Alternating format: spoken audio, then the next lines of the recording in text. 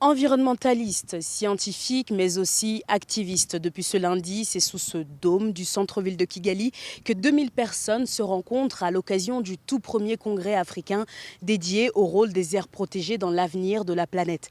Cette rencontre qui veut aider au mieux les pays africains à tendre vers le développement durable tout en préservant l'héritage culturel et les traditions du continent intervient dans un contexte social tendu pour certaines populations de la région, notamment les Maasai du Doliondo qui accusent l'État tanzanien de vouloir les expulser d'une partie de leur zone d'habitat historique pour en faire une zone réservée aux safaris et à des chasses privées.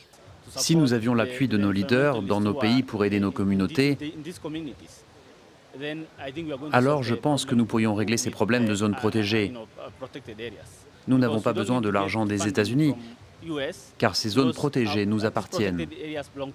Autre point fort de cette rencontre, la question de la parité dont certaines activistes se sont emparées.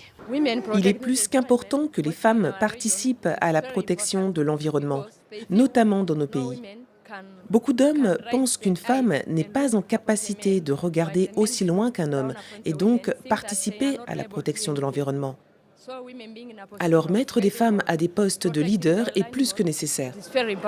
Ce congrès prend fin ce week-end et doit donner des pistes pour atteindre l'objectif de protéger au moins 30% des terres et des océans d'ici 2030. Malgré les rencontres qui se multiplient, la thématique de la protection de l'environnement peine à s'imposer dans les agendas politiques.